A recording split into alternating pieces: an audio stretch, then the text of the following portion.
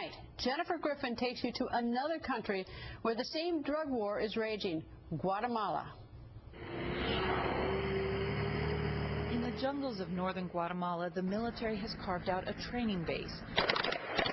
The base is secret, but it is no secret that the Mexican drug cartels are under pressure and want to expand their operations south into Guatemala to eliminate Guatemala's drug families who have long served as middlemen in the lucrative drug trade. When you have drug traffickers afraid of other drug traffickers, you know things are getting pretty bad.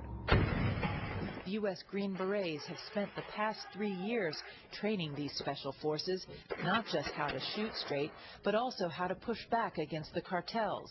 When several decapitated heads appeared on the steps of Parliament, authorities suspected the notorious Mexican Zeta cartel had left their calling card. A few days before we arrived at the border, the Zetas staged a dramatic prison break, allowing one of their most wanted cartel members to escape.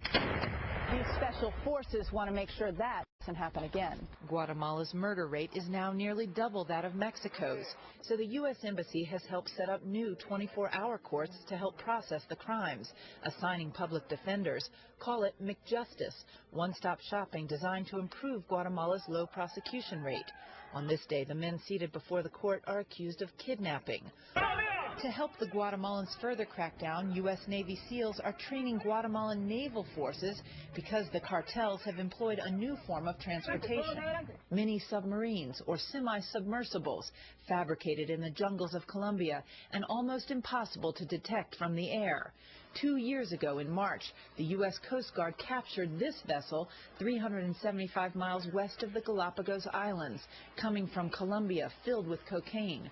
The hull of the submersible can hold 4 passengers and travel 4,000 miles without refueling.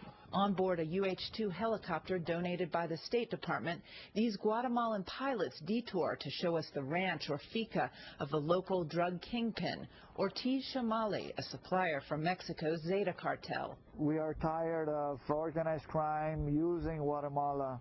Nearly 350 metric tons pass through each year. Not all who cross carry drugs, but they easily pass on foot, using zip lines and homemade rafts. The border here between Guatemala and Mexico is so porous, it only takes 2 minutes on one of these rafts to go from Guatemala into Mexico. There are some who argue that America's border problems don't end at El Paso and Brownsville. They really start down in Colombia and here in Guatemala.